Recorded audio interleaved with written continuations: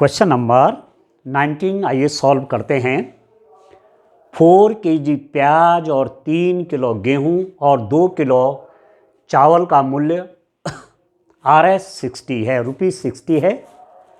2 kilo प्याज, 4 kilo गेहूं और 6 किलो चावल का मूल्य ₹90 है। 6 kg प्याज, 2 kg गेहूं और 3 kg चावल का मूल्य ₹70 है। आव्यूह विधि द्वारा प्रत्येक का मूल्य प्रति किलोग्राम ज्ञात कीजिए। आव्यूह का मेथड है, तो हमको इन कंडीशंस में प्याज, गेहूं और चावल का मूल्य निकालना है। ठीक है, पहली स्थिति में क्या है, 4 किलो प्याज है, 3 किलो गेहूं है, 2 किलो चावल है, उसका मूल्य कितना है, ₹60 है। दूसरी स्थिति में है 2 किलो प्याज है, 4 किलो गेहूं है और 6 किलोग्राम चावल है, उसका मूल्य ₹90 है। फिर है 6 किलो प्याज, 2 किलो गेहूं और 3 किलो चावल का मूल्य ₹70 है। तो आव्यूह विधि द्वारा प्रत्येक का मूल्य प्रति किलोग्राम ज्ञात करना है। 1 किलोग्राम प्याज कितने का है, 1 किलोग्राम गेहूं कितने का है, 1 किलोग्राम चावल कितने का है, तो आव्यूह विधि का यूज़ करेंगे। ठीक है, तो मैं मान लेता हूं, माना 1 किलो प्याज, 1 किलो प्याज, 1 किलो गेहूं, 1 किलो गेहूं और 1 किलो चावल का मूल्य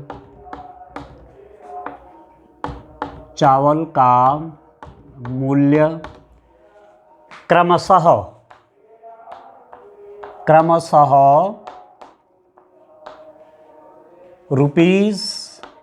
₹X, ₹Y, ₹Z है।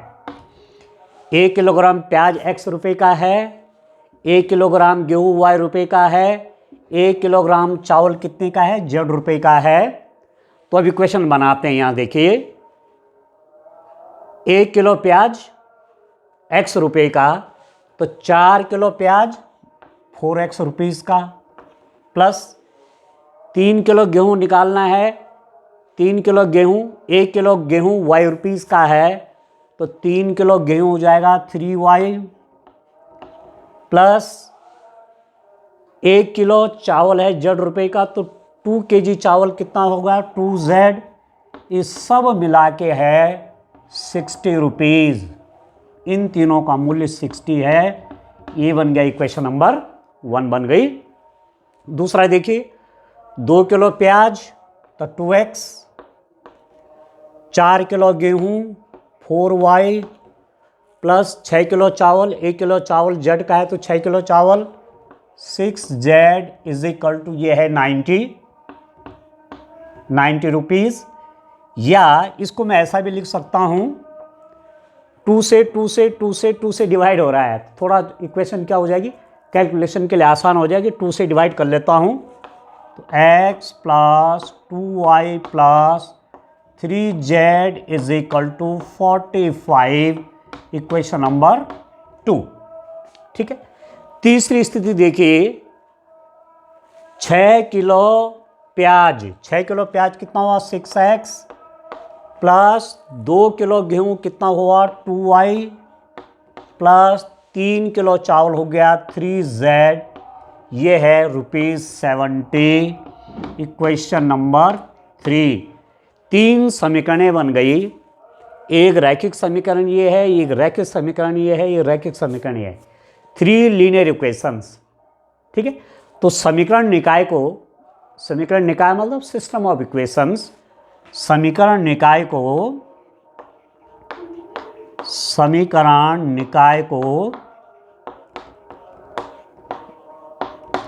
AX is equal to B के रूप में रखने पर,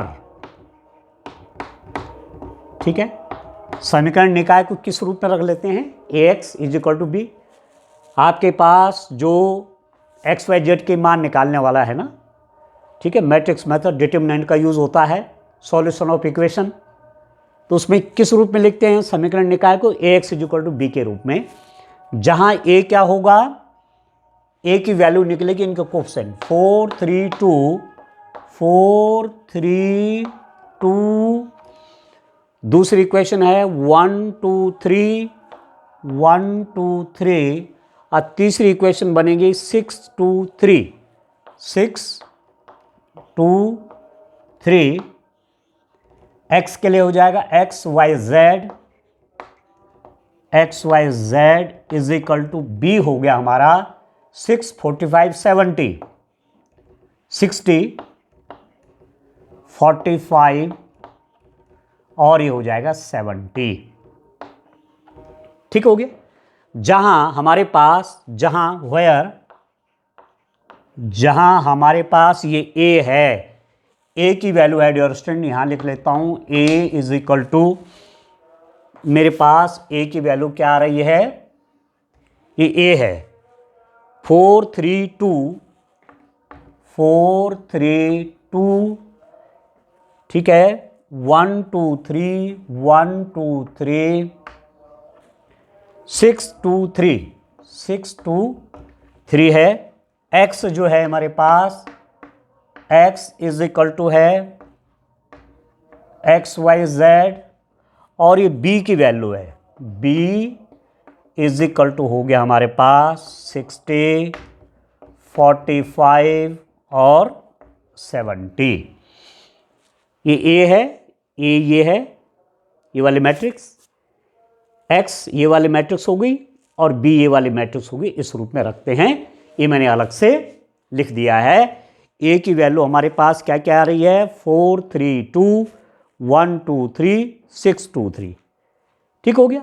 अब देखिए डियर स्टूडेंट, ये क्वेश्चन इतना इंटरेस्टिंग क्वेश्चन है कि जब इस क्वेश्चन में आप एक्स वाई जेड की वैल्यू निकालेंगे तो यहाँ कई चीज़ें आपको सीखने के लिए मिलेंगी।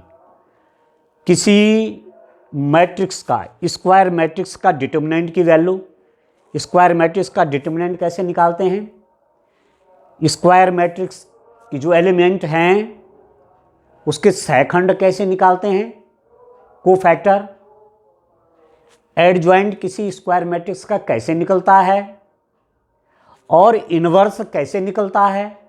कई चीज़ें यहाँ पे एक क्वेश्चन में सीख रहे हैं। और मैं ये तो ऐसे ही कह रहा हूँ ना, आप तो सब जानते हैं ना, ठीक है ना, परंतु मैं ये कह रहा हूँ कि रिवीजन, एक क्वेश्चन आप ऐसा करेंगे एक्स वाई जेड की वैल्यू निकालने का, तो इतनी चीज़ों का रिवीजन एक साथ हो जाएगा आपको। ठीक है, ये इक्वेशन मेरे पास है ax is equal to B, इसको मैं यहाँ लिख लेता हूँ क्योंकि मुझे काम करने के लिए जगह बनानी है यहाँ। तो चलिए यहाँ आप देखिए, अब मुझे क्या करना है, मैं सहखंड निकालूंगा इन मैट्रिक्स का, इस मैट्रिक्स का a का सहखंड चाहिए। ठीक है, मुझे कोफैक्टर चाहिए डियर स्टूडेंट, कोफैक्टर्स, एलिमेंट्स के कोफैक्टर्स चाहिए। कैसे निकलेंगे आप देखिए, इसका कोफैक्टर, इसका कोफैक्टर, इसका कोफैक्टर, इसका इसका इसका इसका इसका इसका सहखंड निकाल लें प्रत्येक एलिमेंट के। तो सहखंडों को कैसे लिख देते हैं, A11 बराबर, A11 मतलब 4 का सहखंड, कोफैक्टर ऑफ 4। तो 4 का कोफैक्टर कैसे निकालेंगे, इसको भी छोड़ देंगे और इसको भी छोड़ देंगे। तो 3 दूनी 6 माइनस 6 मतलब 6 माइनस 6, ये हो गया डियर स्टूडेंट 0। इस एलिमेंट का कोफैक्टर कैसे निकलेगा, आप देखिए, उसको लिखेंगे A12। A12 का मतलब पहली रो और दूसरा कॉलम। ये एलिमेंट कहाँ पर है, पहली रो पे, दूसरी पहली रो दूसरा कॉलम पे है, तो A12 लिखेंगे। ठीक है, माइनस अपनी ओर से लगाएंगे, plus minus plus minus plus minus plus minus plus, या -1 to the power i plus j, i मतलब रो, जे मतलब कॉलम, वो भी तरीका है। और सरल क्या है, plus minus plus minus plus minus plus minus plus, ऐसा भी कर सकते हैं।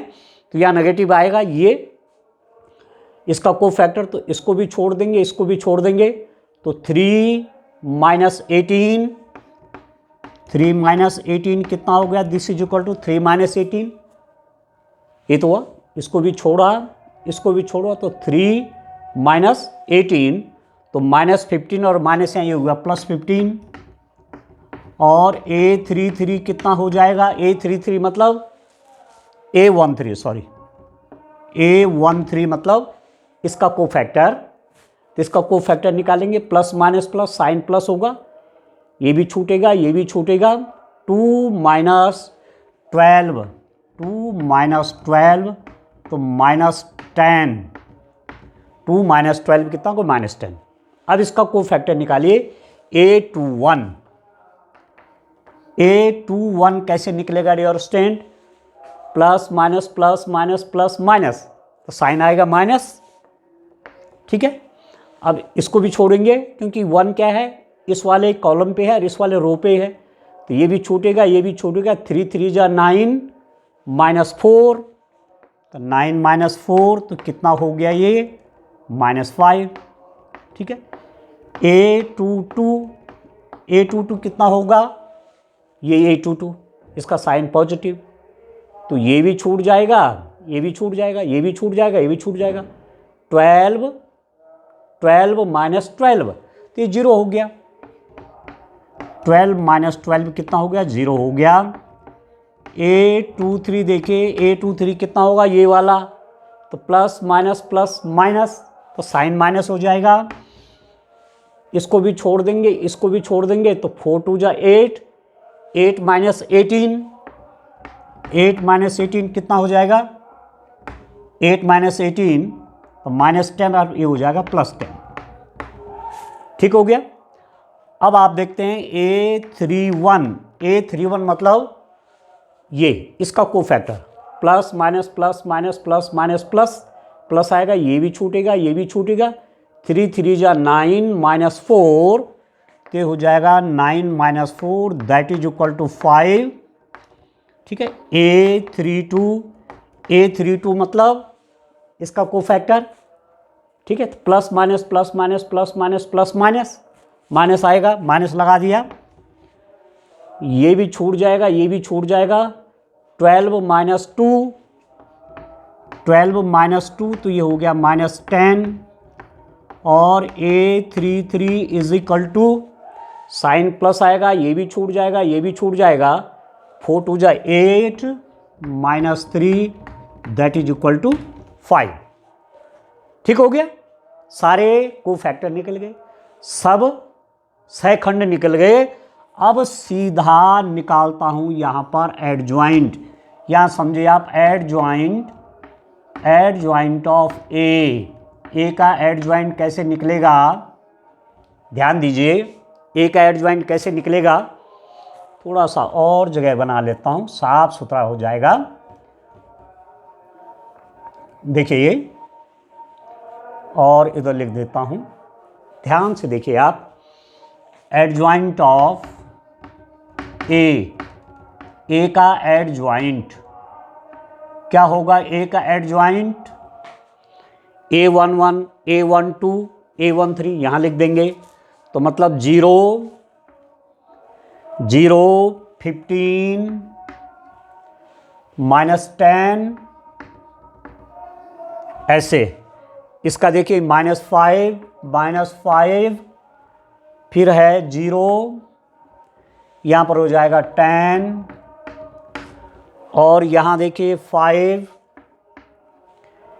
ये हो जाएगा -10, और ये हो जाएगा 5। इसका ट्रांसपोज, इसका परिवर्त, जो ये कोफैक्टर आए ना सारे, ये इधर पहली रो में, ये और ये दूसरे रो पे, और ये और ये तीसरी रो पर, इसका ट्रांसपोज, इसका परिवर्त का मतलब क्या हुआ, आप देखिए, ये हो जाएगा परिवर्त निकालने के बाद। परिवर्त कैसे निकालते हैं, पहली रो को पहला कॉलम बनाए, दूसरी रो को दूसरा कॉलम बनाए, तीसरी रो को तीसरा कॉलम बनाए तो हो जाएगा 0, 15 माइनस 10 माइनस 5, 0, 10, 5 माइनस 10 और 5।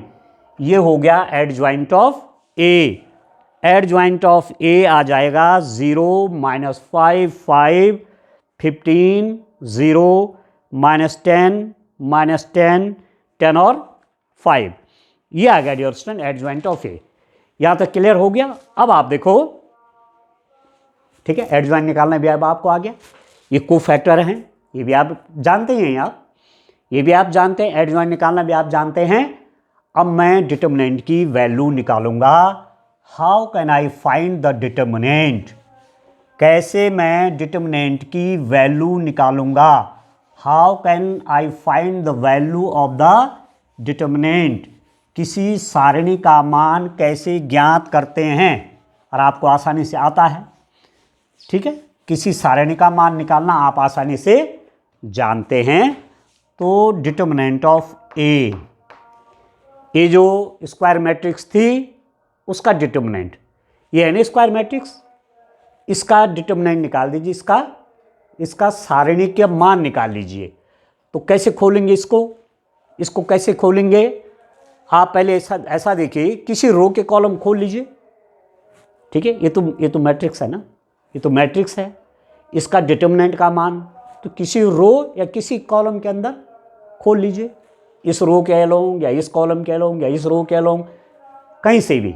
तो चलो मैं पहली रो के एलोंग खोल रहा हूँ। 4 कैसे लिखते हैं? 4, इसको छोड़ देंगे, 3 2 जा 6, माइनस 6, तो 6 माइनस 6, दूसरे में माइनस साइन लगाएंगे, माइनस 3, इसको भी छोड़ देंगे, प्लस माइनस किया ना, तो माइनस 3, इसको भी छोड़ा 3 माइनस 18, 3 माइनस 18 प्लस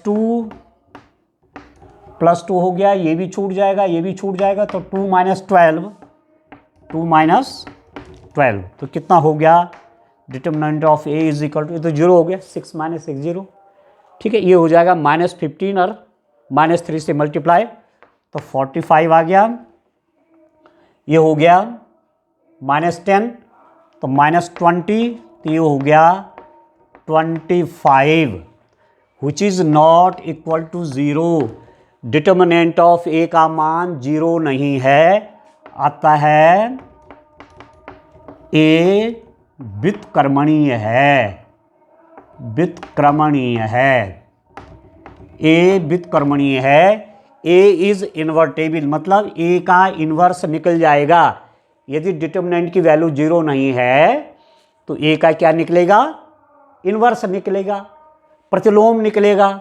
ए व्युत्क्रमणीय है, इसको बोलते हैं सिंगुलर, कहते हैं इसको सिंगुलर इंग्लिश में। यहाँ आप एक खास बात नोट करनी है कि जब डिटर्मिनेंट की वैल्यू 0 नहीं है तो ए क्या है? व्युत्क्रमणीय। इंग्लिश में बोलते हैं नॉन सिंगुलर, ठीक है। और यदि डिटर्मिनेंट ऑफ ए क्या हो गया? 0 हो गया, तो इसको बोलेंगे अव्युत्क्रमणीय, मतलब सिंगुलर। ये ध्यान रखना आप। एक बार बोर्ड में आ गया था कि सिंगुलर मैट्रिक्स क्या हुई, उन्होंने अव्युत्क्रमणीय नहीं कहा, वहाँ सिंगुलर दे दिया वर्ड। अब बच्चे उसमें कंफ्यूज हो, क्योंकि सिंगुलर तो हमने पढ़ा नहीं, इंग्लिश वर्ड है। तो सिंगुलर का मतलब क्या हुआ? अव्युत्क्रमणीय, मतलब जिस वर्ग आव्यूह का डिटर्मिनेंट का मान, सारणी का मान 0 हो जाता है, उसका व्युत्क्रम नहीं निकलता। तो ऐसी मैट्रिक्स को क्या बोलते हैं? अव्युत्क्रमणीय, सिंगुलर। और जिसका डिटर्मिनेंट का मान 0 नहीं है, जैसे यहाँ पर है, तो उसको बोलेंगे व्युत्क्रमणीय या नॉन सिंगुलर, याद रखना, ठीक है। तो एक चीज़ मेरे पास अब और आ गई है कि डिटर्मिनेंट ऑफ ए का डिटर्मिनेंट भी हमारे पास आ गया, दैट इज इक्वल टू आ गया डियर स्टूडेंट 25। अब डिटर्मिनेंट भी आप यहाँ से निकालना जान गए, मतलब एक क्वेश्चन आप कर देंगे तो इस क्वेश्चन से कई चीज़ें आपको आ जा रही हैं, ठीक हो गया। डिटर्मिनेंट की वैल्यू निकालने आ गई आपको, वो तो आप जानते हैं वैसे पहले भी। तो मेरा कहने का मतलब है कि एक क्वेश्चन आप सिस्टम ऑफ लीनियर इक्वेशंस को, एक क्वेश्चन को आप ठीक से कर लेते हैं तो आपको एडजॉइंट निकालना आ जाता है, सहखंड निकालने आ जाते हैं, ठीक है ना, सहखंड निकालने आ जाते हैं आपको। सहखंड मतलब कोफैक्टर, कोफैक्टर और माइनर, कोफैक्टर और माइनर वहाँ आपने पढ़े हैं। माइनर में साइन नहीं लेते हैं और कोफैक्टर में साइन भी लेते हैं, ये तो अंतर है दोनों में। ठीक हो गया। अब मैं निकालता हूँ A inverse is equal to 1 over determinant of A into adjoint of A. याद रखना इस फॉर्मूले को, वैसे आपने तैयार किया हुआ होगा। जब भी आप इन्वर्स निकालेंगे तो फॉर्मूला जरूर लिख लेना। ठीक हो गया। तो कितना हो जाएगा, A inverse is equal to 1 over determinant of A 25 और एडजॉइंट ऑफ ए कितना है, एडजॉइंट ऑफ ए ये आया हुआ है हमारे पास 0 -5 ठीक है, 15 0 -10 10 5। ठीक है ना। आप ऐसा करिए, एक 5 को अंदर ले लीजिए क्योंकि सब 5 से कैंसिल हो रहे हैं, 25 से तो नहीं हो रहे हैं पर 5 से हो जा रहे हैं। तो 1/5 × 5 लिख देता हूँ, एक 5 को अंदर ले लेता हूँ तो this is also equal to 1/5। इसको मैं ऐसा भी लिख सकता हूँ कि 1/5 5 से डिवाइड करिए, 0 -1 1 3 0 -2 2 और 1। क्योंकि किसी डिटर्मिनेंट में आपने डिवाइड करना है, भाग देना है, तो प्रत्येक एलिमेंट में होगा, या मैट्रिक्स बोल रहा हूँ मैं, किसी मैट्रिक्स में आपने डिवाइड करना है 5 का, किसी आव्यूह में 5 से यदि भाग देना है तो प्रत्येक एलिमेंट में 5 से भाग करना होगा। और किसी मैट्रिक्स में आप किसी नंबर से मल्टीप्लाई करना चाहते हैं तो प्रत्येक एलिमेंट में मल्टीप्लाई होगा। ठीक है। तो ए इनवर्स मेरे पास भी ये आ गया। अब क्या है डियर स्टूडेंट, आप ध्यान दीजिए, यहां पर हमारे पास था कि ax is equal to B, ये निकाल रखा था। तो x की वैल्यू, मुझे तो एक्स वाई जेड चाहिए ना, मुझे तो एक्स वाई जेड चाहिए। तो x इज इक्वल टू कैसे लिखा जाता है, इसको लिखा जाता है a इनवर्स b। तो x is equal to A inverse क्या है, ए इनवर्स मेरे पास ये है 1/5। ठीक है। ए वाली मैट्रिक्स है 0 -1 1 3 0 -2 2 और 1। ठीक है। ए इनवर्स बी क्या है, बी ये है 60 45 70। इसको मैं यहां जगह बना लेता हूं, यहां इसको लिख देता हूं साफ साफ। ठीक है, फिर आपको दिक्कत नहीं होगी देखने में। तो अब आप देखिए डियर स्टूडेंट, मेन इसमें यही है, मेरे पास x is equal to 1/5 into ये 0 -1 1 3 0 -2 और -2 2 और 1, और ये है 60 45 और 70। आप ऐसा करिए, इस 5 से यहाँ डिवाइड कर लीजिए। ठीक है। इस 5 का, अब इन दोनों का मल्टीप्लाई है, उसके बाद 5 से डिवाइड करना, या सीधे मैं 5 से डिवाइड यहाँ कर लेता हूँ, 5 से यहाँ भाग कर लेता हूँ। 5 से भाग करूँगा तो यहाँ भी होगा, यहाँ भी होगा, यहाँ भी होगा। तो x इज इक्वल टू कितना बन गया, ये 0 -1 1 3 0 -2 2 1, और 5 से भाग करेंगे तो 12, 5 से भाग करेंगे तो 9 पंजे 45, अरे 14 पंजे 70। ठीक है। अब x की वैल्यू निकाल लेते हैं यहां पर। x इज इक्वल टू कितना हो जाएगा, x इज इक्वल टू इसकी मल्टीप्लाई इसके साथ, तो 0 -9 और इसकी से +14, ठीक है।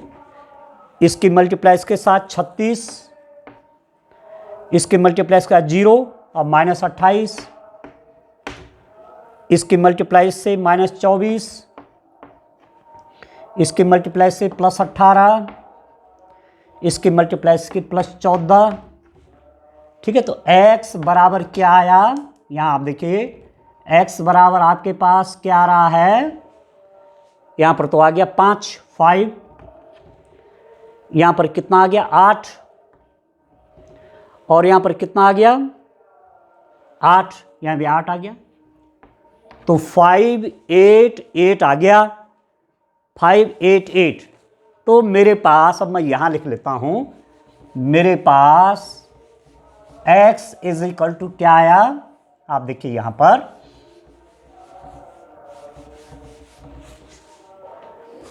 x इज इक्वल टू क्या आया और स्टैंड 5, 8 और 8, और x क्या है, x है XYZ है, तो XYZ इज इक्वल टू 588। इसका मतलब क्या हुआ, तुलना कर दीजिए, दो मैट्रिक्स बराबर हैं, इसका बराबर ये हो जाएगा x is equal to 5, y is equal to 8, z is equal to 8। 1 kilogram प्याज का मूल्य 5 रुपया, 1 किलोग्राम गेहूं का मूल्य 8 रुपये, 1 किलोग्राम चावल का मूल्य कितना हो गया, 8 रुपया हो गया। अब यहाँ जब आप XYZ के मान निकाल देंगे, 5 मार्क्स का क्वेश्चन है, एक बार जरा चेक भी कर लीजिए। 4 × 1 मतलब 4 × 5 20, 20 प्लस, ठीक है, 8 रख दीजिए, 8 यहाँ 24, 20 24 और Z बराबर 8, 8 दूनी 16, जोड़ लीजिए, 6 4 10 का 1 2 4 6 आ गया 60, बिल्कुल सही है। एक इक्वेशन और देख लीजिए, x मतलब 5, 2y मतलब 16 और 3z मतलब 24, तो 45 आ गया, बिल्कुल सही है। बस दो इक्वेशन चेक कर लीजिए, रफ में आप देखेंगे ये बिल्कुल सही आया हुआ है। तो आपने जो सॉल्यूशन निकाला, लीनियर इक्वेशंस का सॉल्यूशन निकाला, ठीक है, सिस्टम ऑफ लीनियर इक्वेशन का सॉल्यूशन है, बिल्कुल सही है। और इस क्वेश्चन से यहाँ आपने इक्वेशन बनानी भी सीखी, इक्वेशन अपने आप बनाई, ठीक है ना, रैखिक समीकरण अपने आप बनाई और उनको सॉल्व किया, ठीक है ना। तो चलिए अब मैं इसका उत्तर लिख लेता हूँ। हमारे पास जो पूछा हुआ था हम उसका उत्तर देते हैं, क्योंकि लास्ट में आंसर भी तो लिखना है, ठीक है। 5 मार्क्स का क्वेश्चन आप कर रहे हैं तो लास्ट में आपको आंसर भी लिख लेना चाहिए। आप लिख दीजिए, आप भी विधि से प्रत्येक का मूल्य प्रति किलोग्राम ज्ञात कीजिए। तो आप लिखेंगे प्याज का मूल्य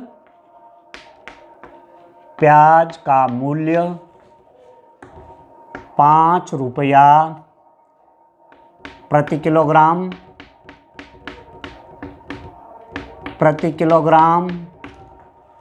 गेहूं का मूल्य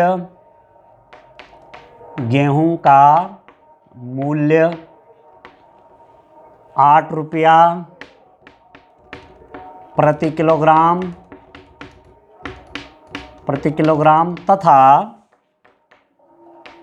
चावल का मूल्य 8 रुपये प्रति किलोग्राम है, 8 रुपये प्रति किलोग्राम है। ये प्याज का मूल्य हो गया 1 किलोग्राम का, ये हो गया गेहूं 1 किलोग्राम इतने का, अरे चावल 1 किलोग्राम इतने का, ठीक हो गया। चलिए नेक्स्ट क्वेश्चन देखते हैं, आइए क्वेश्चन नंबर 20 देखिए। डियर स्टूडेंट, अंतराल 1-5 में f(x) equal to 2x³ minus 15x² plus 36x plus 1 द्वारा प्रदत्त फलन के निरपेक्ष उच्चतम और निरपेक्ष निम्नतम मानों को ज्ञात कीजिए, ठीक है। उच्चतम निम्नतम, यदि ऐसा पूछेगा तो एक पॉइंट पर निकलेगा कि किसी बिंदु पे। निरपेक्ष उच्चतम, एब्सोल्यूट मैक्सिमा, निरपेक्ष निम्नतम, एब्सोल्यूट मिनिमा जब पूछेगा तब इंटरवल में देखना पड़ेगा, अंतराल में देखना पड़ेगा, अंतराल के अंत बिंदुओं पर, और यहाँ से x के कुछ मान निकलेंगे उन पर, तो जो अधिकतम होगा वो हो जाएगा निरपेक्ष उच्चतम, और जो निम्नतम होगा वो हो जाएगा निरपेक्ष निम्नतम। तो आइए कैसे सॉल्व करेंगे maxima and minima. Application of derivative है ना, अवकलज के अनुप्रयोग। वहाँ लास्ट वाली एक्सरसाइज जो है वो किसकी है, उच्चतम तथा निम्नतम। ठीक है, मैक्सिमा एंड मिनिमा, वहाँ से भी क्वेश्चन आता है। तो ये क्वेश्चन आ गया तो ये 5 मार्क्स से कम नहीं आएगा। देखिए अब मेरे पास अंतराल क्या दिया हुआ है, इंटरवल है हमारे पास, अंतराल है 1, 5 और फंक्शन fx है, fx is equal to 2x³ minus 15x² plus 36x plus 1 है। मैं यदि f डैश x निकालता हूं तो डिफरेंशिएशन कर लीजिए प्रत्येक का, इसका fx का डिफरेंशिएशन f डैश x उसी को कहते हैं। इसका डिफरेंशिएशन कैसे निकलेगा, x³ का 3x², तो ये हो जाएगा 6x² माइनस इसका डिफरेंशिएशन कैसे निकलेगा, x² और 2x, और 2x इंटू 15 हो जाएगा 30x प्लस इसका डिफरेंशिएशन x का 1 तो 36, और ये तो कांस्टेंट है इसका 0 हो जाएगा। ठीक है, तब हम क्या करते हैं, f dash x is equal to 0 रखने पर, ये हम अपनी तरफ से रख लेते हैं, f डैश x को हम 0 रखते हैं जिससे हमारे पास x की वैल्यूज आ जाएं। ठीक है, तब क्या हो गया, 6x² minus 30x plus 36 is equal to 0। This implies that 6 में कॉमन ले लेता हूँ, तो यहाँ पर हो गया x² माइनस 6 पंजे 30x, 5x प्लस 6 छके 36 बराबर 0। ये 6 वहाँ चला जाएगा, 0 हो जाएगा। तो this implies that x² minus 5x plus 6 बराबर 0। ठीक है, अभी क्या है, इसको सॉल्व करना है x के लिए। ये त्रिपदी है, ट्राइनोमियल है, इसके और इसके गुणा क्या होता है 6x², इसकी गुणा 6x², उसके 2 पार्ट करेंगे तो माइनस 5x होना चाहिए, ये तो आप जानते हैं। तो कैसे करूँगा, x² minus 3x minus 2x plus 6 is equal to 0, minus 3x और माइनस 2x माइनस 5x, और माइनस 3x और माइनस 2x को गुणा करूँगा तो 6x² हो गया। तो दिस इम्प्लाइज दैट, इसमें x कॉमन ले लेते हैं, x माइनस 3, यहाँ माइनस 2 कॉमन ले लेते हैं तो x minus 3 is equal to 0। तो मेरे पास यहाँ पर क्या बनता है, x माइनस 3 कॉमन ले लेता हूँ, ये हो गया x माइनस 2 बराबर 0। x माइनस 3 कॉमन ले लेता हूँ तो ये बच्चा x माइनस 2, यदि ये 0 होगा तो x बराबर 2, यदि ये 0 हो तो x बराबर 3। This implies that x is equal to 2,3। x के 2 मान यहाँ से आ गए, ठीक है, और 2 मान ये होंगे अंतराल के अंत्य बिंदु, इंटरवल के एंड पॉइंट्स। तो मेरे पास कौन कौन वैल्यू आ गई, x इज इक्वल टू, यहाँ लिख लेता हूँ, अंतराल के अंत्य बिंदु, अंतराल के अंत्य बिंदु, अंत्य बिंदु मतलब जो यहाँ और यहाँ हैं वो हैं 1 और 5। तो ये भी सब x की वैल्यूज में शामिल करते हैं। तो x is equal to 1, x is equal to 2, x is equal to 3 और x is equal to 5। x is equal to 1, ये x इज इक्वल टू 2 ये आया हुआ है, x इज इक्वल टू 3 ये आया हुआ है, और x इज इक्वल टू 5 ये है। तो यहाँ भी फंक्शन की वैल्यू देखेंगे, इस f(x) की वैल्यू 1 पर, f(x) की वैल्यू 2 पर, f(x) की वैल्यू 3 पर और f(x) की वैल्यू F5 पर। ठीक है, तो अब मैं निकालता हूँ F1। ये जहाँ जहाँ x है वहाँ 1 रखिए, तो 2 into 1 cube minus 15 into 1 square plus 36 into 1 plus 1। तो F1 कितना है आप देखो, 1 का क्यूब 1, तो ये हो जाएगा 2 माइनस ये हो जाएगा 15, ये हो जाएगा 36, अरे हो जाएगा प्लस 1। तो ये कितना होगा आप देखो, ये कितना हो जाएगा, 21, 22, 24, 24 हो गया आई थिंक। F1 मेरे पास निकल गया है कितना, 24 आ गया डियर स्टूडेंट। ठीक है, अब मैं और जो पॉइंट्स इन पर वैल्यू देखता हूँ, x इक्वल टू 2 पर, तो लिख देता हूँ F2। F2 कितना हो गया, जहाँ x है वहाँ 2 कर देंगे, तो 2 into 2 cube minus 15 into 2 square plus 36 into 2 plus 1। तो F2 कितना हुआ डियर स्टूडेंट, आप देखिए 2 क्यूब 8 हुआ, 8 इंटू 2 16 माइनस 2 का स्क्वायर 4, तो 15 चौके हुआ 60, 36 दूनी हुआ 72 और प्लस 1। तो पहले प्लस प्लस कर लीजिए, प्लस प्लस प्लस, तीनों को प्लस कर लिए, 2 प्लस 1 3 और 6 से हो जाएगा 9 और 7 और 1, 7 और 1 8, 8 में से 60 माइनस कर लेंगे तो आपके पास हो गया 29। तो ये बन गया आपके पास 29, F2 हो गया डियर स्टूडेंट 29। अब F3 निकालते हैं। F3 का मतलब क्या हुआ, जहाँ x है वहाँ 3 करिए, 2 इंटू 3 का cube minus 15 into 3 square plus 36 into 3 plus 1। तो F3 कितना हो गया, दिस इज इक्वल टू 3 3 9 3 27, 3 का क्यूब 3 3 9 3 27, 27 दूने 54 माइनस 3 का square 9, 15 9 108, 36 3 108 plus 1 plus 108 minus 108 cut गया, तो ये हो गया 55, ये हो गया 55। और लास्ट में क्या निकालेंगे, 3 पर भी निकल गया, F5 भी निकल गया। F5 तो कितना हो जाएगा, 2 इंटू 5 का cube minus 15 into 5 square plus 36 into 5 plus 1। तो F5 हो गया कितना, 5 का 3 घात 125, 125 250 माइनस 5 पंजे 25, 25 गुणा 15, 25 गुणा 15, 25 पंजे 125 12, ठीक है, और 25 पंजे 125 12, 25 से कम 25 और 12, ये हुआ 375 प्लस इसका 6 पंजे 30, 5 तक 15, 118 प्लस 1।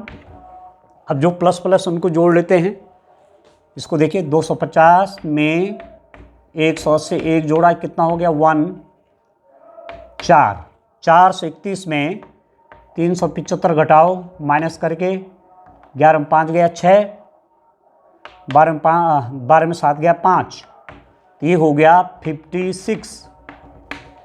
ठीक है, F5 का मान कितना हो गया 56 हो गया। अब यहां पर मैं लिख लेता हूं, ठीक है ना, सब मेरे पास आ गया। मैं वैल्यू यहां पर लिख लेता हूं, देखिए कितना हो गया, F1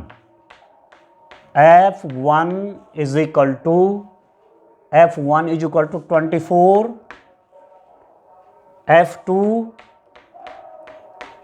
F2 is equal to 29, F3 is equal to ये 55 और F5 कितना हो गया 56 हो गया। ठीक हो गया। अब क्या करना है डियर स्टूडेंट, आप देखिए, अब हमको निकालना क्या था, क्वेश्चन में हमको क्या पूछा हुआ था? एब्सोल्यूट मैक्सिमा, एब्सोल्यूट मिनिमा, निरपेक्ष उच्चतम मान, निरपेक्ष उच्चतम मान। तो यहां लिख लेता हूं निरपेक्ष उच्चतम मान, निरपेक्ष उच्चतम मान बराबर इनमें जो सबसे बड़ा आया दैट इज 56 और निरपेक्ष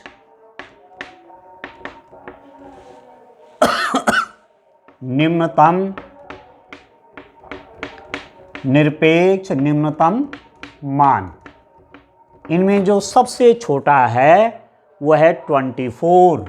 तो ये हो गया 24। बस ये तो निकालना था। निरपेक्ष उच्चतम 56 है और निरपेक्ष निम्नतम मान कितना है? 24 हो गया, ठीक है ना। और निरपेक्ष निम्नतम मान किस पे आया आपका? जब x की वैल्यू 1 थी। और निरपेक्ष उच्चतम किस पे आया? जब x की वैल्यू 5 थी। बस यही फाइंड आउट करना था। निरपेक्ष उच्चतम, निरपेक्ष निम्नतम मानों को ज्ञात कीजिए। ये एडिशन इस रूप में करना है, ठीक है। चलिए नेक्स्ट क्वेश्चन देखते हैं। आइए क्वेश्चन नंबर 20 में इंटरनल चॉइस है, अथवा है, या तो इससे पहले वाला करना था या ये वाला करना है। चलो मैं इसका भी सॉल्यूशन कर लेता हूं, ठीक है। एक स्थिर झील में एक पत्थर डाला जाता है। झील है, आपने उसमें एक पत्थर डाला तो आपको मालूम है कि रिपल्स पैदा होती हैं, तरंगें निकलते हैं वृत्ताकार, जो कि जिनका क्षेत्रफल समय के साथ साथ बढ़ता जाता है, ठीक है ना। और तरंग वृत्तों में 4 सेंटीमीटर प्रति सेकेंड की गति से चलती हैं। तरंग की चाल क्या है? 4 सेंटीमीटर प्रति सेकेंड। जब वृत्ताकार तरंग की त्रिज्या 10 सेंटीमीटर हो तो उस क्षण घिरा हुआ क्षेत्रफल कितनी तेजी से बढ़ रहा है। अब आप देखो, पत्थर फेंका आपने, पहले रिपल्स पैदा हुई है, फिर इसका क्षेत्रफल बढ़ता जाता। आपने ऐसा अनुभव किया होगा, ठीक है। तालाब के किनारे बैठ करके कभी न कभी आपने ऐसा अनुभव किया होगा कि इस टाइप से रिपल्स बनती हैं, बिल्कुल सर्कुलर होती है, वृत्तीय। त्रिज्या लगातार बढ़ रही है। शुरू की त्रिज्या 0 से शुरू होता है, ये r त्रिज्या है, फिर त्रिज्या और बढ़ गई, फिर त्रिज्या और बढ़ गई, फिर रेडियस और बढ़ गया, रेडियस और बढ़ गया, रेडियस और बढ़ गया।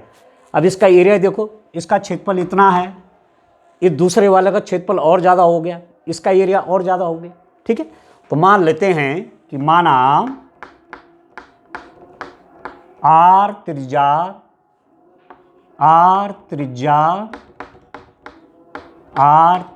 की वृत्ताकार तरंग है, r त्रिज्या की वृत्ताकार तरंग है, उसका क्षेत्रफल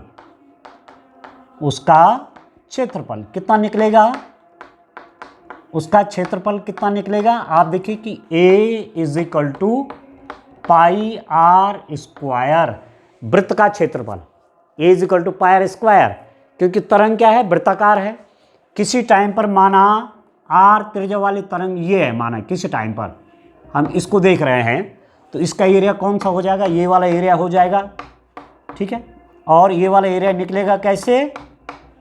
πr² से निकलेगा, पाई इंटू त्रिज्या का वर्ग, ठीक है। अब हमारे पास क्या दिया हुआ है? घिरा हुआ क्षेत्रफल कितनी तेजी से बढ़ रहा है।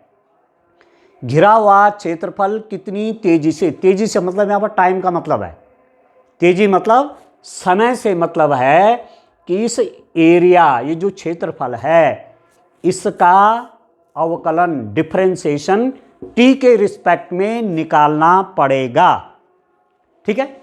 घिरा हुआ क्षेत्रफल कितनी तेजी से बढ़ रहा है, तेजी मतलब समय।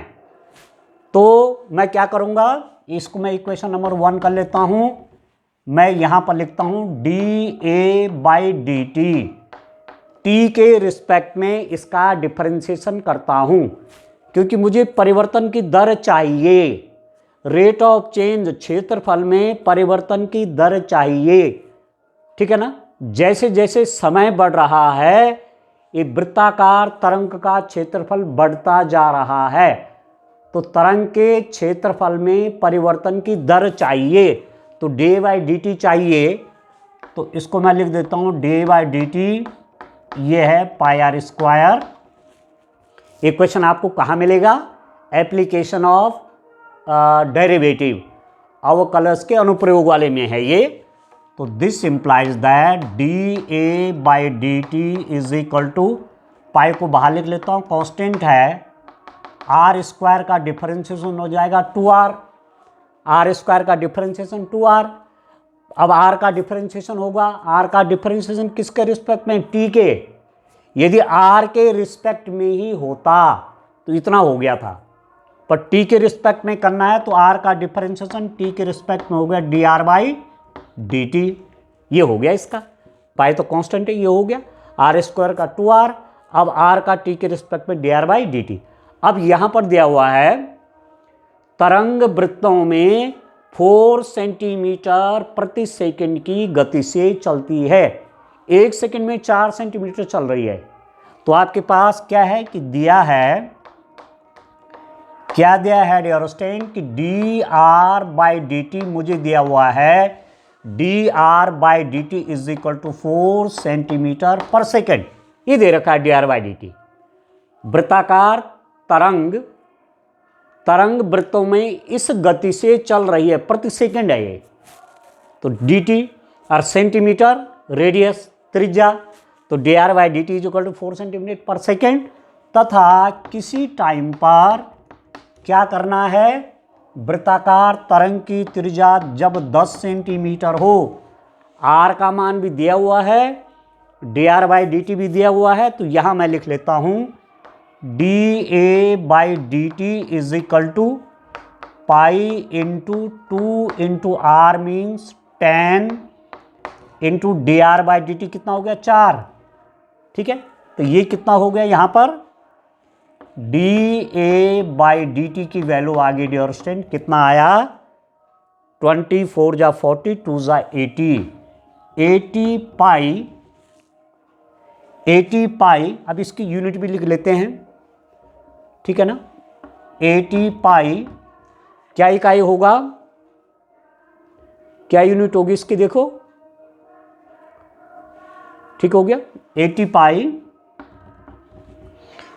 एरिया की इकाई होती है सेंटीमीटर स्क्वायर, अरे डिनोमिनेटर में सेकंड है, पर सेकंड, ये टाइम है, इकाई सेकंड, ये एरिया है तो सेंटीमीटर स्क्वायर। तो ये आया, वो क्या आया, घिरा हुआ क्षेत्रफल कितनी तेजी से बढ़ रहा है, इतनी तेजी से बढ़ रहा है। तो यहां मैं लिख दूंगा घिरा हुआ क्षेत्रफल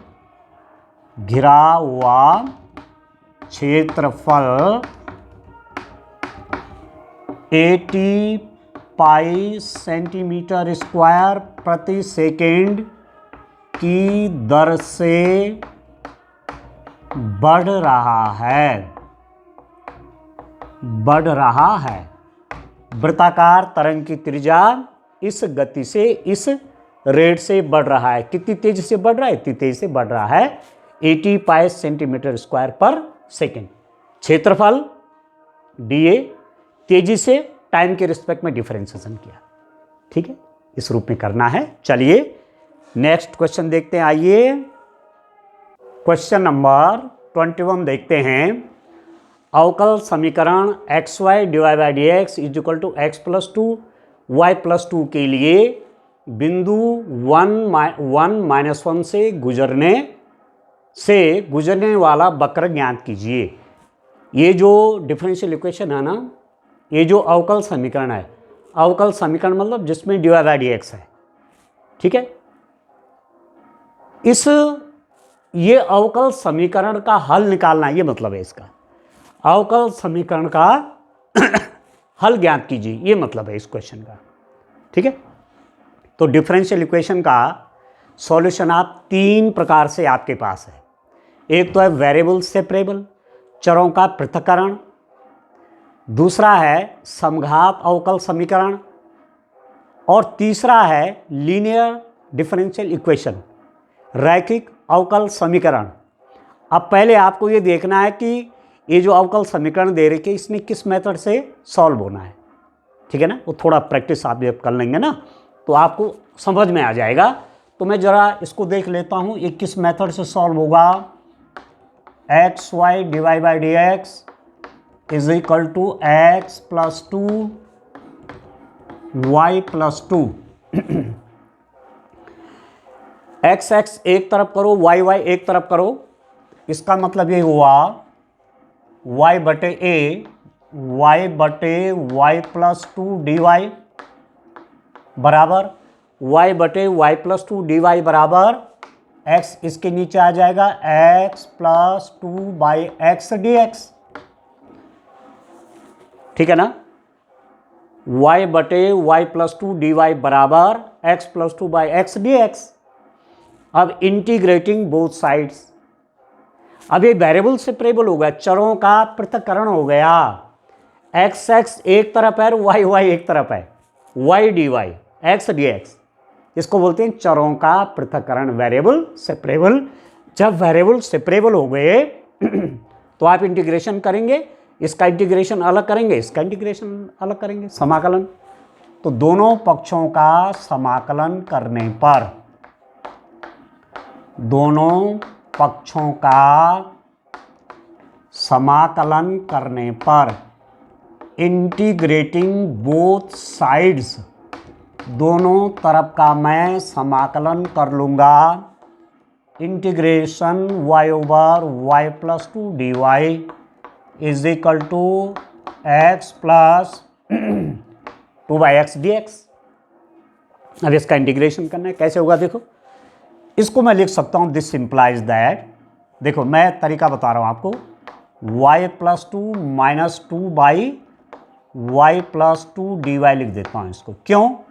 क्योंकि तब मैं टू मैंने प्लस क्या, टू माइनस क्या, नुकसान तो कुछ नहीं है, ठीक है। तो y तो है ये, तो y प्लस 2 बाई ये करूँगा तो ये कट जाएगा आसानी से, और इसको मैं क्या कर लूँगा, this by this, x by X D x plus 2 by X D X. इसको क्या लिख देंगे, x by X D x plus 2 by X D x. अलग अलग कर लेते हैं। अब ये कितना हुआ, दिस इम्प्लाइज दैट, इसको मैं अलग अलग कर लेता हूँ।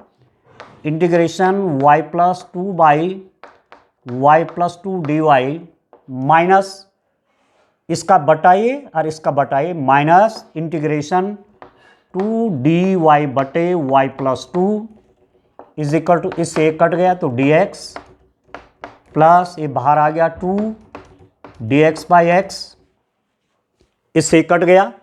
This implies that integration D Y minus 2 बाहर कर लो, डी वाई बटे वाई प्लस 2, ठीक है ना। इसका इंटीग्रेशन क्या होगा, डी एक्स का integration X plus 2 D x by X. अब चलो प्लस सी भी कर लेता हूँ, ठीक है। अब इंटीग्रेशन कर लेता हूँ, डी वाई का इंटीग्रेशन, इंटीग्रेशन से डिफरेंशिएशन कैंसिल हो गया तो y आ गया यहाँ पर। ये आप जानते हैं integration and differentiation are inverse operator, एक दूसरे के व्युत्क्रम हैं। तो डिफरेंशिएशन और इंटीग्रेशन कट गया तो यहाँ पर बचा y माइनस 2। अब देखो आप अब आप देखो y माइनस 2, ठीक है ना। चलो एक बार यहाँ लिख लेता हूँ, आपको देखने के लिए आसानी हो जाएगी। यहाँ लिख लेता हूँ एक बार, ये है मेरे पास integration D Y minus 2 D Y by Y plus 2 is equal to x plus 2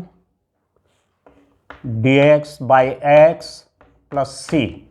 अब देखो इसका इंटीग्रेशन y माइनस 2, इसका डिफरेंशिएशन यह है तो लॉग में आ जाएगा 2 log y plus 2 is equal to x plus 2 1 by X का इंटीग्रेशन, लॉग एक्स का डिफरेंशिएशन 1 बाई एक्स और 1 बाई एक्स का integration log X plus C, जहां सी कांस्टेंट ऑफ इंटीग्रेशन है, सी रखते हैं ना, ठीक है। तो ये व्यापक हल हो गया इस अवकल समीकरण का व्यापक हल है। परंतु इन्होंने क्या कर रखा है, ये कह रहे हैं कि वक्र इस बिंदु से होकर गुजरता है, ठीक है। वक्र किस बिंदु से होकर गुजर रहा है? 1 - 1 से होकर जाता है। Curve passes through 1, 0 1, -1। इसका मतलब इसमें x = 1 और y = -1 रखते हैं। ये x की वैल्यू y की है, तो क्या हो जाएगा? y की जगह -1 -2 log y + 2, y की जगह -1 + 2 बराबर x + 2 log x, x मतलब 1 प्लस c, तो दिस इज इक्वल टू -1। देखो -2 log -1 + 2 कितना हो गया? 1, x + 2 log 1, ध्यान दीजिए, प्लस c। अब आप देखो -1 log 1 होता है 0, याद रखना, log 1 की वैल्यू 0 तो पूरा 0 हो गया। 1 = x, और यहाँ पर भी log 1 0। अच्छा, x = मैंने 1 रखना था ना, गलती कर दी। x की वैल्यू मुझे रखनी 1, x जगह पे 1 करना है, = 1, ये भी 0 हो गया, प्लस फिर से देखिए -1 log 1 0, log 1 0, ठीक हो गया। -1 यहाँ पर बचा 1 प्लस c बचा, तो c = +1 भी आएगा तो माइनस हो गया, तो -2 हो गया, ठीक हो गया। c की वैल्यू -2 जब आ गई तो ये जो व्यापक हल था, जब मैं c = -2 करूंगा तो ये बन जाएगा विशिष्ट हल, पर्टिकुलर सॉल्यूशन बन जाएगा। तो चलिए ये मैं लिख लेता हूं यहां पर। आप देखिए डियर स्टूडेंट, ध्यान से समझेंगे। आप देखिए, अब मेरे पास ये जो मेरा इक्वेशन है ये वाला, इस पर मैं c की जगह क्या रख दूंगा? -2। तो वक्र का समीकरण, इक्वेशन ऑफ कर्व, और ये भी विशिष्ट हल है, ये व्यापक हल है जहां c होता है कांस्टेंट ऑफ इंटीग्रेशन, c जहां स्वेच्छ अचर, और जब c की वैल्यू आ जाएगी तब एक विशिष्ट हल बन जाएगा। तो ये हमारे पास y - 2 log y + 2 = x + 2 log x plus c की जगह -2, ठीक है। अब ऐसा करते हैं, log एक तरफ लाते हैं और ये भी यहाँ ले लेते हैं, तो मेरे पास हो जाएगा y + x, यहाँ आ जाएगा तो -x, या -2 है तो +2 = 2 log y + 2, 2 log y + 2 plus 2 log of x, तो कितना हो गया? y - x + 2 = log, इसको लिख देंगे y + 2 का स्क्वायर, पावर ऊपर चलेगी, खोलेंगे तो 2 पहले आ जाएगा, प्लस log 2 है ना पीछे, तो आप इसको x² में ले आ सकते हैं, ठीक है ना, क्योंकि आप जानते हैं log m⁴n = n log of m, तो n log m है तो log m⁴n कर देंगे, 2 log x है तो log x² हो जाएगा, और log a plus log b, आप जानते हैं log a × b = log a + log b, log a + log b, तो दोनों का हो जाएगा गुणा। तो this implies that y - x + 2 = log, इसका गुणा, x² ×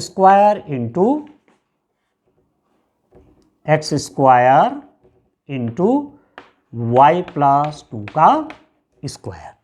बस ये है वो वक्र जो आपको पूछा गया है, ठीक है ना, ये है वो वक्र y - x + 2 = log x² × y + 2 square, ठीक है। आप चाहो एक ही ब्रैकेट के अंदर भी लिख सकते हैं, आप ऐसा भी लिख सकते हैं, या y - x + 2 = log, ऐसा भी लिख सकते हैं कि x × y + 2, ठीक है, और पूरे का स्क्वायर, ऐसा भी लिख सकते हैं इसको, ऐसा लिखने में भी इसको कोई दिक्कत नहीं है।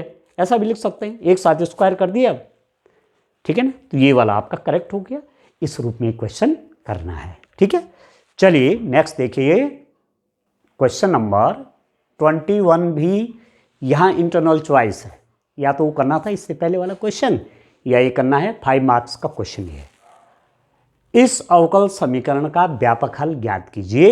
इस अवकल समीकरण को हल कीजिए। इससे पहले जो मैंने क्वेश्चन किया था, अवकल समीकरण को हल किया था, डिफरेंशियल इक्वेशन का सॉल्यूशन निकाला था, तो वेरिएबल सेपरेबल, चरों का पृथक्करण वाला होता। अब इसको देखते हैं ये क्या है, कि इसका सॉल्यूशन किससे होगा। देखिए मेरे पास अवकल समीकरण है x dy by D x plus 2y is equal to x square, X divide by D x plus 2y is equal to x square है।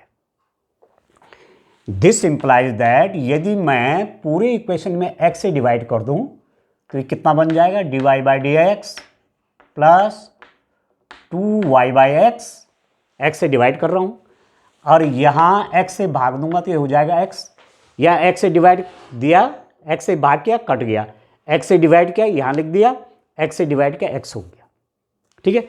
या मैं इसको ऐसा भी लिख सकता हूं कि dy by D x plus 2 by X Y is equal to x, ठीक है ना। अब इसकी कंपैरिजन करिए। देखो हम जानते हैं कि dy by D x plus P Y is equal to Q.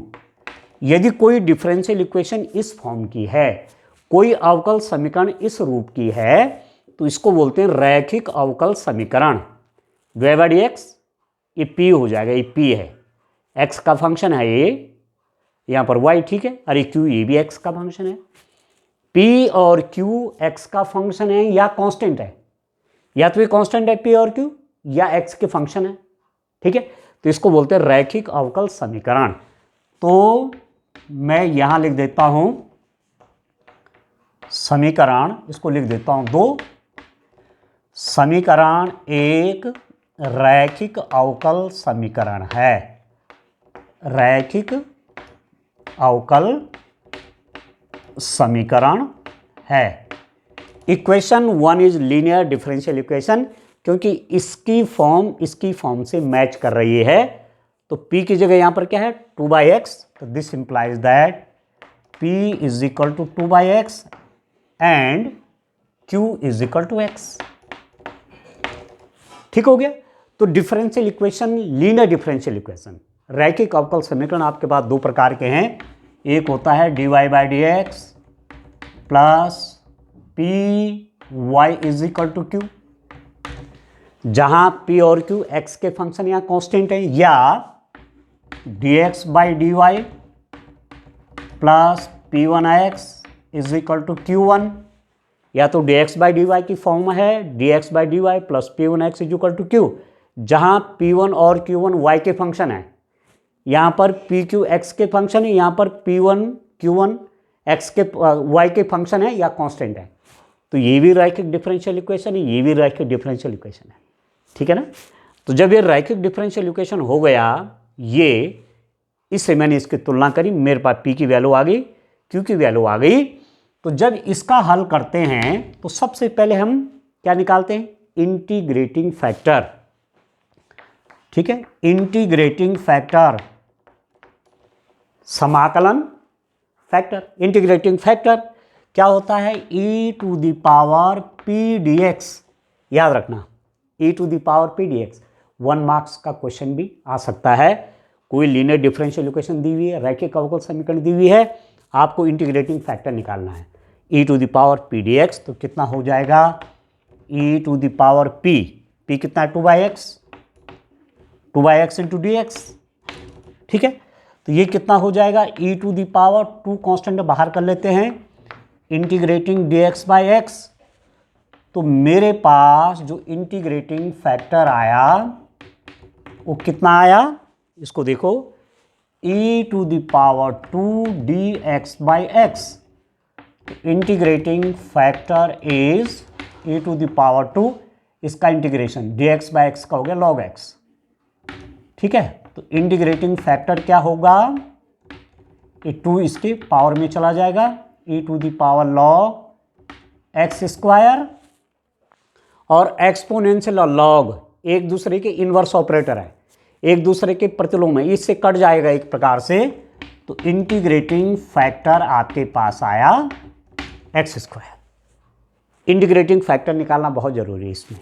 जब इंटीग्रेटिंग फैक्टर आ जाएगा तो अवकल समीकरण का हल, अवकल समीकरण का हल क्या हो जाएगा, अवकल समीकरण का हल इसका क्या होता है, y इंटू इंटीग्रेटिंग फैक्टर, याद रखना, is equal to q into integrating factor dx plus c, ये होता है हल इसका हल ये है। तो y इंटू इंटीग्रेटिंग फैक्टर कितना, X square is equal to q कितना है, q x है, x इंटू इंटीग्रेटिंग फैक्टर है X square D x plus c, तो कितना हो जाएगा, y x square is equal to, ये हो गया X cube D x plus c। ठीक है, क्या आएगा डियर स्टूडेंट, एक्स क्यूब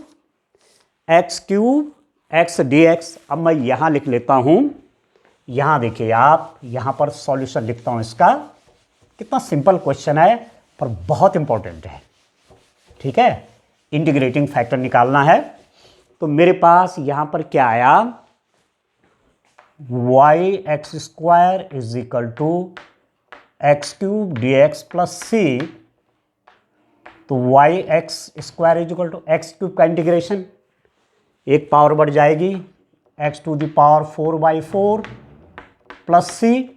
अब एक्स स्क्वायर से भाग करिए, या y बराबर एक्स स्क्वायर से भाग करूंगा तो कितना हो जाएगा, x square by 4, x square से भाग कर रहा हूँ यहाँ भी, तो c बाई एक्स स्क्वायर, तो y is equal to x square by 4 plus, इसको ऊपर ले जाएंगे नेगेटिव हो जाएगा, power c x to the power -2, y is equal to x square by 4 plus c x to the power -2।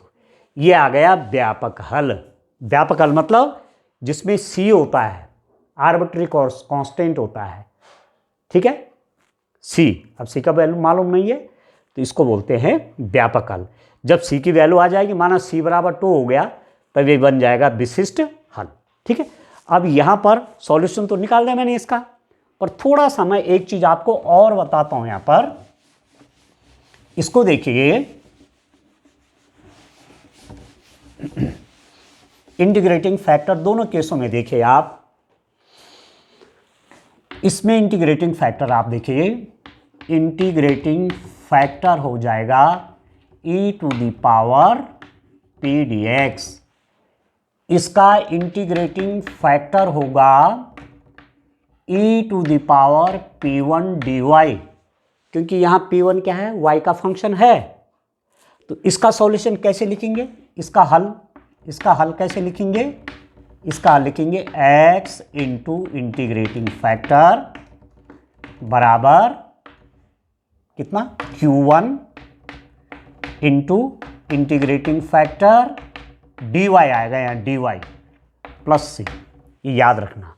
और इसका हल कैसे लिखूंगा, इसका हल हो जाएगा, ये किसका फंक्शन है, x का है, तो इसका हल हो जाएगा y into integrating factor is equal to q, यहाँ q1 था, इसमें तो q1 था ना, q1, यहाँ आएगा q into integrating factor dx plus, ये अंतर है दोनों में, यहाँ dy के रिस्पेक्ट में डिफरेंशिएशन, यहाँ dx के रिस्पेक्ट में डिफरेंशिएशन।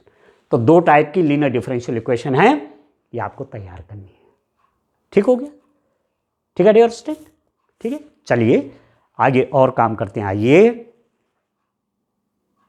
क्वेश्चन नंबर 22 देखिए डियर स्टूडेंट, वृत्त x square plus y square is equal to 16 द्वारा घिरे क्षेत्र का क्षेत्रफल ज्ञात कीजिए। ये सर्किल है। ठीक है, माना प्रश्न ऐसा है कि x square by 16 plus y square by 9 is equal to 1। तो ये दीर्घवृत्त है, ठीक है। यहाँ 16 या 9 अलग अलग है। यदि मैं इसमें 16 से डिवाइड करूँगा तो क्या हो जाएगा, x square by 16 y square by 16 is equal to 1। और उसने वृत्त नहीं लिखा, उसने कहा ये वक्र है कोई, इसके द्वारा घिरे क्षेत्र का क्षेत्रफल ज्ञात कीजिए। तो देखो ऐसा माना लिखा है कि इसके द्वारा, इस वक्र के द्वारा घिरे क्षेत्र का क्षेत्रफल ज्ञात कीजिए। तो 16 बराबर है ना दोनों, एक्स स्क्वायर के डिनोमिनेटर में भी वाई स्क्वायर के हर में भी समान है, तो ये वृत्त है। और ये अलग अलग है तो ये क्या है, ये दीर्घवृत्त है, इलिप्स। तो इसका चित्र इस रूप में बनेगा, ठीक है। यदि यहाँ 9 है, यहाँ 16 है, तब इस रूप में बनेगा ऐसे, ठीक है। तो यहाँ के क्वेश्चन आप जरूर कर लीजिए। ऐसा है, यहाँ जो है ना, ये किस चैप्टर में है आप देख रहे होंगे, एप्लीकेशन ऑफ इंटीग्रल, समाकलन के अनुप्रयोग। मुश्किल से 8-10 क्वेश्चन है, मुश्किल से उस एक्सरसाइज में और भी प्रश्नावली मिला करके मुश्किल से 10 क्वेश्चन होंगे, और उदाहरण आदि मिला करके अधिकतम होंगे तो 12, अधिकतम मैं कह रहा हूं। उनमें से एक क्वेश्चन 5 मार्क्स का आपके पास एग्जाम में आएगा। तो कितना सस्ता सौदा है ना। जैसे लीनियर प्रोग्रामिंग, रैखिक प्रोग्रामन, चैप्टर नंबर 12 एक एक्सरसाइज है, मुझे लगता है 10 क्वेश्चन उसमें हैं, और 1-2 एग्जाम्पल में होंगे, 2-1 तो 12 क्वेश्चन के आसपास। वहाँ से भी 5 मार्क्स का एक क्वेश्चन आएगा। तो 5 और 5 10, 12 भी लगाए मैंने, 12 कितना हो गया, 24। 24 क्वेश्चन आप तैयार करेंगे तो 10 नंबर आपके तैयार हो गए।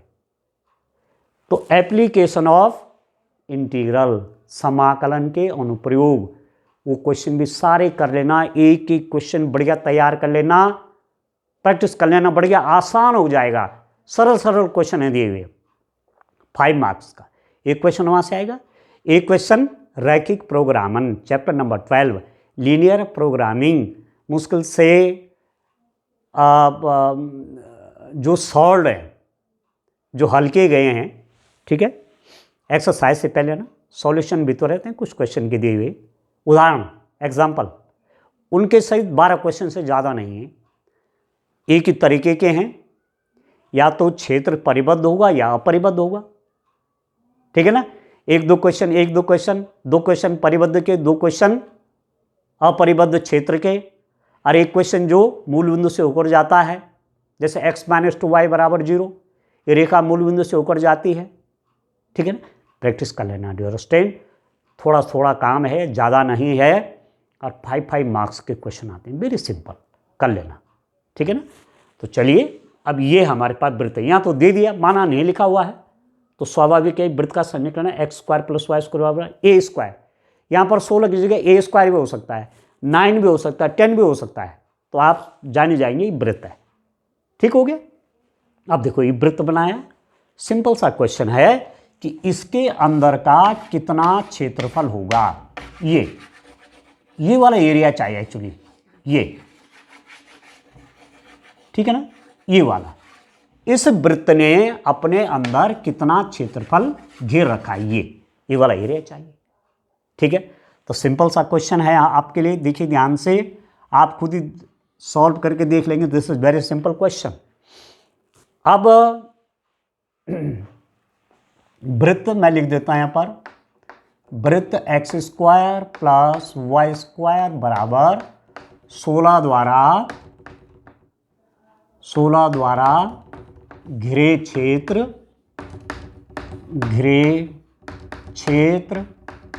का क्षेत्रफल, घिरे क्षेत्र का क्षेत्रफल बराबर छायांकित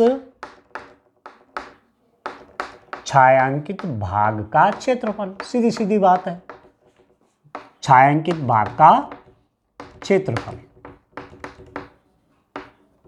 ठीक है।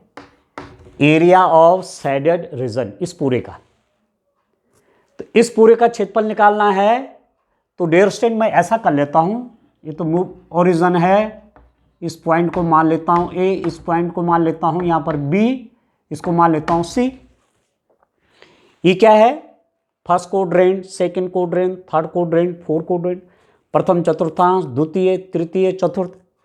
इस वृत्त का चारों चतुर्थांशों में समान हिस्सा है। जितना ये है उतना ही ये है, उतना ही ये है, उतना ही ये है। तो जब मुझे एरिया पूछा हुआ है तो मैं इसका क्षेत्रफल निकाल लेता हूँ, इसका एरिया निकाल लेता हूँ और उसको 4 से मल्टीप्लाई कर देता हूँ, 4 से गुणा कर लेता हूँ तो मुझे पूरे का निकल जाएगा। ठीक है, तो बराबर 4 इंटू क्षेत्र कौन सा? ओ A B C, O A B C का क्षेत्रफल। ठीक है ना, क्षेत्र ओ ए बी सी का क्षेत्रफल। अब एक्चुअली मेरे पास जो इक्वेशन है ये x square plus y square बराबर, इसको मैं लिख सकता हूं 4 स्क्वायर, 4 का वर्ग है। ठीक है, और x square plus y square is equal to a square. इसकी तुलना करूंगा तो ए क्या है? रेडियस है, त्रिज्या है ए। तो यहाँ पर त्रिज्या कितनी है? 4। तो ये 4 है, यहाँ से यहाँ तक 4 है, 4। तो इसका कोऑर्डिनेट हो जाएंगे 4,0 इस पॉइंट के ए के, और ये भी 4 है, रेडियस है, त्रिज्या है, तो इसका कोऑर्डिनेट हो जाएगा 0,4। ठीक है ना। अब मैं क्या करता हूं, एरिया निकालने के लिए आप जानते हैं कि जब मैं इसका एरिया निकाल रहा हूं इस वाले का, तो यहां ले लेता हूं मैं एक स्ट्रिप। ठीक है, एक स्ट्रिप ले लेते हैं इसका एरिया निकालने के लिए। स्ट्रिप, एक पट्टी ये वाली, जिसकी चौड़ाई dx है, लंबाई इसकी y है, एक बिंदु यहाँ ले रखा है जिसके कोऑर्डिनेट है pxy। ठीक है, तो इस पट्टी का एरिया, क्षेत्रफल कैसे निकलेगा? 4 इंटू इंटीग्रेशन, ऐसी पट्टी का क्षेत्रफल, लंबाई गुणा चौड़ाई, या चौड़ाई गुणा लंबाई, जो भी आप कहेंगे, y dx हो गया। क्योंकि ऐसी अनंत पट्टियां मैं इसके आगे पीछे खींच सकता हूं, तो y dx इस छोटी सी पट्टी का एरिया है, जहां dx बहुत छोटा सा, स्मॉल। तो इसका इंटीग्रेशन, सिंपल सा इसका इंटीग्रेशन कर लेते हैं। अब कहां से कहां जाएगा? लिमिट, पट्टी यहां से लेकर के ये स्ट्रिप, इसको खींच करके यहां ला सकते हैं, इसको खींच करके वहां ला सकते हैं। तो ओरिजिन के कोऑर्डिनेट होते हैं 0, 0, तो 0 से लेकर के 4, तो मेरे पास हो गया 0 to 4, जो भी रेडियस दे रखे रही होगी। यहाँ 9 रहेगा तो 3 हो जाएगा, यहाँ 16 है तो 4 का स्क्वायर होगा। अब सिंपल सी बात है कि y की वैल्यू क्या होगी। हमेशा याद रखना, ऐसे क्वेश्चन करने में कर्व से स्ट्रिप लेते हैं, कर्व से स्ट्रिप को डाउन करते हैं। ये कर्व है, इस स्ट्रिप को डाउन करते हैं तो कर्व से हमें y का मान निकलेगा। यहाँ से मेरे पास वाई स्क्वायर बराबर हो जाएगा 16 माइनस एक्स स्क्वायर, तो y is equal to square root of 16 minus x square. ठीक है, वाई स्क्वायर बराबर ही है तो y बराबर ही है, तो y की वैल्यू मैं यहाँ से रख दूंगा। तो this is equal to 4 into 0 to 4, y की वैल्यू कितना? Square root of 16 minus x square dx। ठीक है, अब एक इंटीग्रेशन आप जानते हैं, since integration a square minus x square dx बराबर x/2 square root of a square minus x square plus a square by 2 sine inverse x/a प्लस c। इस इंटीग्रेशन को याद रखना, ये वाला लगेगा, देखो इससे मैच कर रहा है। ठीक है ना, ए स्क्वायर की जगह 16 है, तो इसको मैं 4 का स्क्वायर भी लिख सकता हूँ, इसको मैं ऐसा भी लिख सकता हूँ 4 into integration 0 to 4 square root of 4 square minus x square dx, ऐसा भी लिख सकता हूँ मैं इसको।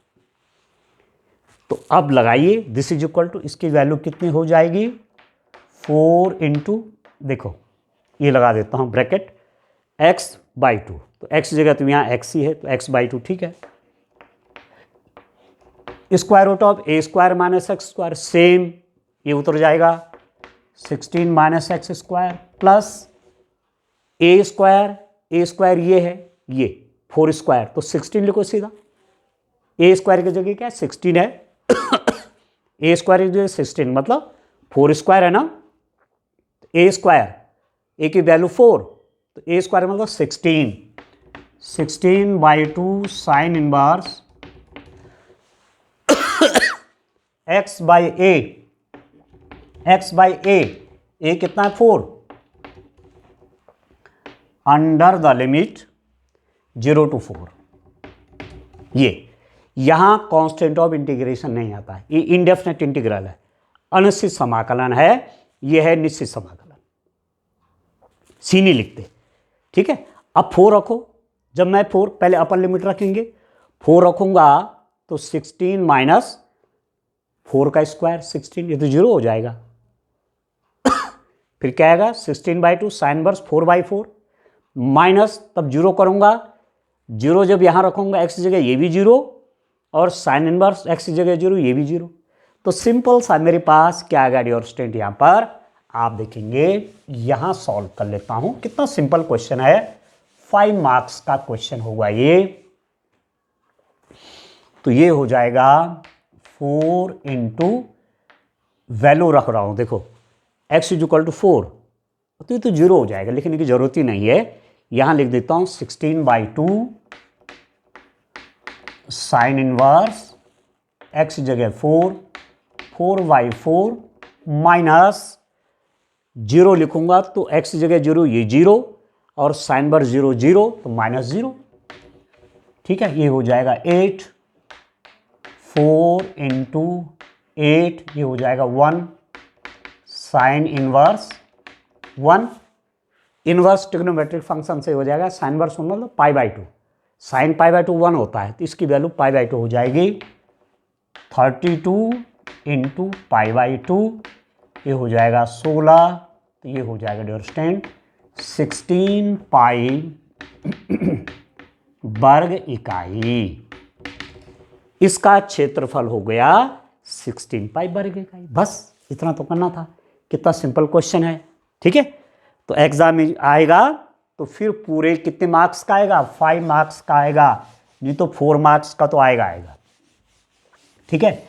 यहां पर आपको आंसर चेक करना बता देता हूं कि ये आपका सही आया कि नहीं आया। आप देखो